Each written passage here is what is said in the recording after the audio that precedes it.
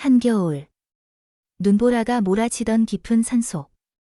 눈 덮인 벌판 한가운데 붉은 솜저고리를 입은 젊은 여인이 홀로 쓰러져 있었습니다. 그녀는 누구이며 왜 이런 곳에 있어야 했을까요?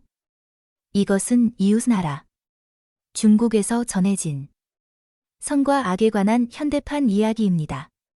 지금 그 이야기를 들려드리겠습니다. 눈보라가 몰아치던 한겨울 밤이었다.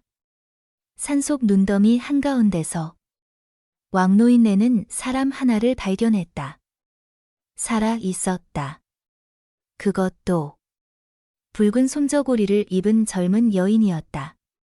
왕노인네는 망설일 새도 없이 여자를 업고 집으로 들어왔다. 그런데 문턱을 막 넘는 순간 밖에서 다급한 말발굽 소리가 들려왔다. 미친 듯이 쫓아오는 소리였다. 왕노인은 심장이 철렁 내려앉았다. 이 깊은 산속 한겨울에 붉은 옷을 입은 여자라니 평범한 사람이 아니다. 생각할 틈도 없었다. 왕노인네는 여자를 뒤뜰 김치 우만에 숨겼다. 뚜껑을 덮는 순간 쾅! 문이 발로 차이며 열렸다. 들어온 사람은 마을의 악명 높은 깡패 왕노호였다. 손에는 번뜩이는 도끼, 뒤에는 덩치 큰 졸개들. 왕노호가 눈을 부릅뜨고 말했다. 이봐, 노인네. 방금 붉은 옷 입은 여자 못 봤어? 내가 돈 주고 산 여자야. 왕노인네는 온몸이 떨렸다. 그래도 이를 악물고 말했다. 아이고, 나으리. 이 큰 눈에 날로 여배만 있었는데 사람을 어디서 봅니까요? 왕노호는 코웃음을 쳤다. 찾아. 집이 뒤집혔다. 바닥을 파고 벽까지 뜯었지만 사람은 없었다. 왕노호는 이상하다는 듯 중얼거렸다. 분명 도망 못 갔을 텐데. 왕노호는 이상했다. 이 여자는 날개가 달린 것도 아닌데 어떻게 감쪽같이 사라질 수 있단 말인가? 하지만 증거는 없었다. 결국 욕을 퍼부으며 사람들을 데리고 돌아갔다. 사람들의 기척이 완전히 사라진 뒤에야 왕노인네는 숨을 고르고 뒤뜰 김치 우무로 향했다. 그 여자는 깨어 있었다. 자신의 이름은 홍이라 했고 왕노호에게 끌려가다 도망쳤다고 했다. 부모는 이미 맞아 죽었고 달리는 차에서 몸을 던져 간신히 살아남았다고 했다. 이야기를 들은 왕노인네는 가슴이 먹먹해졌다. 평생 홀로 살아온 그는 홍이를 의붓딸로 삼았다. 집에 남은 얼마 안 되는 좁쌀을 꺼내 정성껏 먹였다. 몸이 약했던 홍이는 보름이 지나서야 겨우 기운을 차렸다. 그러던 어느 밤 왕노인네가 깊이 잠들어 있을 때 누군가 그를 불렀다. 눈을 떠보니 홍이가 창가에 서 있었다. 얼굴은 창백했지만 눈빛만은 이상하리만큼 또렷했다. 아버지, 지금 당장 뒤뜰에 늙은 느릅나무를 파세요. 뿌리 아래에 물건이 있어요. 내일 왕노호가 사람들을 데리고 집을 허물러 올 겁니다. 그것만이 아버지를 살릴 수 있어요. 왕노인네는 얼어붙었다. 얘야, 그 나무는 수십 년을 자란 건데 왜 갑자기 파라는 게냐? 그리고 왕노호가 왜 내 집을 허문단 말이냐? 홍이는 조용히 한숨을 쉬었다. 묻지 마세요. 그냥 말한 대로 하세요. 그 말을 남기고 홍이는 흔적도 없이 사라졌다. 왕노인네는 자기 허벅지를 세게 꼬집었다. 아픔이 전해졌다. 꿈이 아니었다. 마음이 편치 않았지만 그는 결국 괭이를 들고 뒤뜰로 나갔다. 얼마나 팠을까? 담장 너머에서 낯익은 목소리가 들려왔다. 왕노호였다. 그 늙은 놈, 분명 여자를 숨겼어.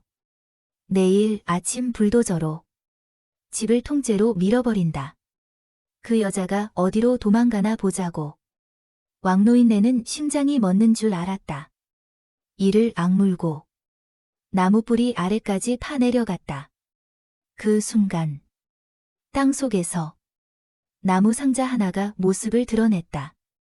뚜껑을 여는 순간 금빛이 번쩍였다. 그 안에는 눈부신 부처상 하나가 들어있었다. 상자 안에는 종이 쪽지 한 장이 더 들어있었다. 거기엔 구명전이라 적혀 있었다. 다음 날 아침, 왕노호가 사람들을 데리고 나타났다. 불도저를 몰고 와 집을 밀려 했다. 왕노인네는 부처상을 끌어안고 뛰쳐나와 소리쳤다. 왕노호. 내 집을 건드리면 이 부처상을 깨부숴 버리겠다. 이건 청나라 보물이야. 값으로는 수천냥 은자나 한다. 왕노호는 눈이 번쩍 뜨였다. 원래 탐욕스러운 성미라 즉시 작업을 멈추게 했다. 늙은 것, 부처상을 내놓으면 집은 허물지 않겠다. 왕노인네는 고개를 저었다. 안 된다. 이건 조상으로부터 물려받은 가보다. 자네가 각서를 쓰고 앞으로 나를 괴롭히지 않으며 마을에 빚진 짓에도 면제해준다면 내놓겠다. 왕노호는 마음이 내키지 않았지만 부처상을 눈앞에서 보니 탐이 나서 어쩔 수 없이 각서를 쓰고 부처상을 받아들고 떠났다. 마을 사람들은 모두 왕노인네가 복이 있다고 했다. 딸도 얻고 보물도 얻었다고. 그러나 며칠 지나지 않아 홍이가 갑자기 사라졌다. 종이 쪽지만 남겨놓고 말이었다. 양아버지, 저는 사실 그 부처상 안에 깃든 영물입니다. 은혜를 갚으러 왔습니다. 그 부처상은 함정입니다. 안에는 왕노호가 전임 촌장을 해친 증거가 숨겨져 있습니다. 그가 부처상을 가져가면 사흘 안에 반드시 응징을 받을 것입니다. 이 말씀을 가지고 행정부에 가시면 온 마을 사람들을 구하실 수 있습니다. 왕노인네는 그제서야 홍이가 사람이 아니라는 것을 깨달았다. 그는 서둘러 행정부에 가서 신고했다. 향장이 사람을 데리고 왕노호의 집을 수색했고 과연 부처상 배 속에서 장부를 찾아냈다. 거기에는 왕노호가 불량배들과 결탁해 촌장을 해친 일이 빼곡히 기록되어 있었다. 왕노호는 체포되어 중형을 선고받았고 마을 사람들은 안도의 한숨을 내쉬었다. 왕노인네는 영웅이 되었다. 모든 일이 이렇게 끝났다고 생각하는 순간 향장이 갑자기 왕노인네를 행정부로 불렀다. 향장은 왕노인네를 뚫어지게 보며 엄숙한 표정으로 말했다. 왕노인네, 그 부처상은 대체 어디서 난 거요? 이건 박물관에서 분실한 국보요. 규정에 따라 처벌을 받아야 한단 말이야. 왕노인네는 혼비백산하여 풍덩 무릎을 꿇었다. 대감님, 이건 제가 뒤뜰에서 파낸 건데 국보인 줄은 정말 몰랐습니다. 향장은 냉소를 지었다. 알았든 몰랐든 내 손에 있었다면 그게 죄다. 그 홍이만 내놓는다면 모를까? 그년이 부처상의 영물이니 국보의 내력을 틀림없이 알 테니 말이다. 왕노인네는 가슴이 철렁 내려앉았다. 이 놈은 왕노호보다 더 간악하구만.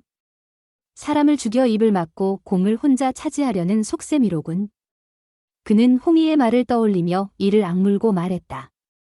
대감님, 홍이는 이미 떠났습니다. 어디 있는지 저도 모르겠습니다. 하지만 이 부처상에는 또 다른 비밀이 있습니다. 저를 죽이시면 그 비밀은 영원히 알 수 없을 겁니다. 향장은 비밀이 있다는 말에 눈이 휘둥그레졌다. 즉시 사람을 시켜 왕노인네를 가두고 좋은 음식으로 대접하며 비밀을 말하게 했다. 그날 밤 홍이가 다시 왕노인네의 꿈에 나타났다. 양아버지, 겁내지 마세요. 그 향장은 탐관오리입니다. 이익만 챙기려 하니 우리가 교훈을 줍시다. 부처상 받침대에 장치가 하나 있습니다. 열면 안개가 나오는데 그걸 연기라고 속여 그가 스스로 마시게 하세요. 다음 날 왕노인네는 향장을 창고로 데려가 부처상을 보여주었다. 홍이가 가르쳐준 대로 받침대를 돌리자 과연 하얀 연기가 뿜어져 나왔다.